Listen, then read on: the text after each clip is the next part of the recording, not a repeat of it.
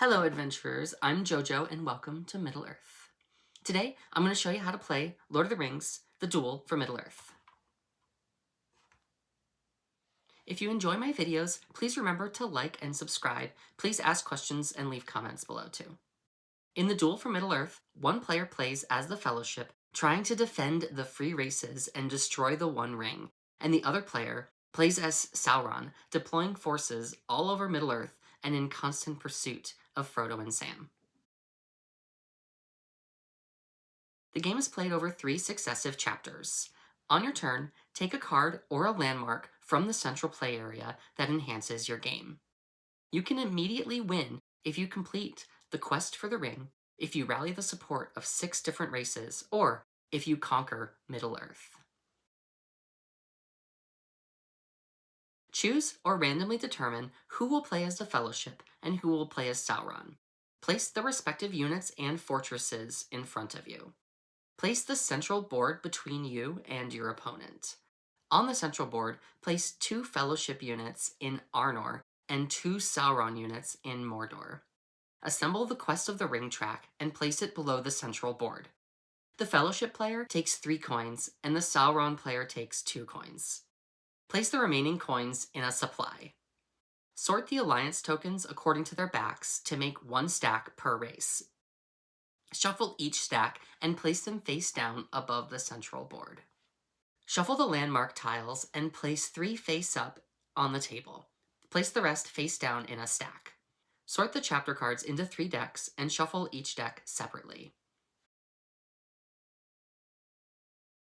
At the start of each chapter, place the corresponding chapter cards in the central play area, following the diagram for that round.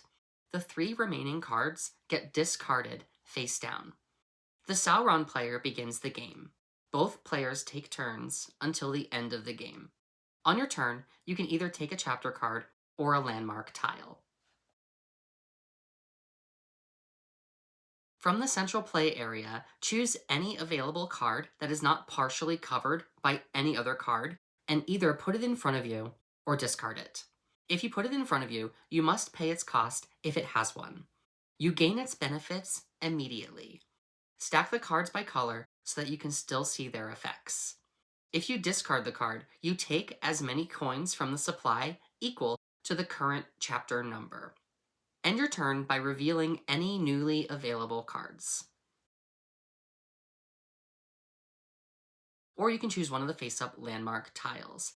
Pay its cost and then put it in front of you. Immediately place a fortress pawn on the corresponding region of the central board and gain its other effects. End your turn without revealing a new tile. The chapter ends when the final card has been taken. Set up the cards for the next chapter following the diagram. Reveal new landmark tiles until there are 3 if possible. Then continue the game as normal. The player who ended the previous age does not begin the next age since players take turns, unless you've taken the take another turn effect. Some cards require you to pay coins to the reserve to acquire that card. In order to play them, tiles and the majority of cards require you to have 1 or more skills in your play area. If you do not have the required skills, you may pay 1 coin to the reserve for every missing skill symbol. The landmarks cost additional coins equal to the number of fortresses you already have on the board. Therefore, the first one costs 0 additional coins. Starting in Chapter 2, some of the cards may be played for free if you have the appropriate chaining symbol already in your play area. If you do not, you can still pay the costs for the card in the normal way. Gray cards provide skill symbols that let you play other cards and tiles. You gain 1 skill per symbol. Each symbol can be used once per turn on each turn. Some skills are separated by a slash, and you can choose only one of them each turn. Yellow cards immediately provide coins that you take from the reserve. You can use those coins to pay for other cards. Blue cards immediately let you advance the Quest of the Ring track. Move your character 1 space per ring symbol. Green cards represent the races of Middle-earth, whom you may ally. There's elves, ents, hobbits, humans, dwarves, and wizards. Red cards immediately let you place units in the regions of Middle-earth. Choose one of the 2 regions shown by the banners and place all units in that region. Purple cards are only available in Chapter 3 and immediately let you complete various maneuvers. Landmark tiles immediately let you place fortresses in the regions of Middle-earth. They also have other unique benefits. When you advance on the quest of the ring track, slide your character from space to space. If you reach or pass a bonus space, you may immediately benefit from its effects.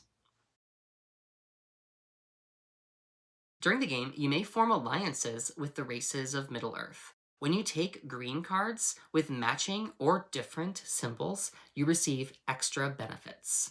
As soon as you have 2 matching race symbols, take the top 2 alliance tokens of that race and reveal them.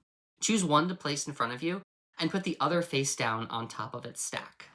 Once per game, when you have 3 different race symbols, take the top alliance token of each of these 3 races and reveal them. Choose one of them to place in front of you, and put the other 2 tokens face down on their stacks. You gain the benefits from your new tokens immediately. The same symbol can be used for both a pair of matching symbols and 3 different symbols. When you place or move units, 2 things could happen. If no enemy units are present, nothing happens. If 1 or more enemy units are present, conflict is triggered. Each player removes one of their units and places it in their supply. Repeat this until at least 1 player has no more units in the region. Fortresses do not trigger conflicts and does not prevent you from placing units. In this way, it's possible for both players to be present in the same region. When you do multiple movements, you may move the same unit multiple times or split up the movement. For each movement, you move a unit to an adjacent region. Each move must be done independently, resolving any conflicts one at a time. The game can end immediately in a few different ways. If Frodo and Sam reach Mount Doom, they destroy the One Ring and the Fellowship immediately wins. If the Nazgul catches Frodo and Sam, they seize the One Ring and Sauron immediately wins. If you gather 6 different race symbols, you rally the support of the races of Middle-earth and immediately win the game. If you are present in all 7 regions, either with a fortress or at least 1 troop, you dominate Middle-earth and immediately win the game. If none of these 3 conditions are achieved by the end of Chapter 3, the player who is present in the most regions of Middle-earth wins the game.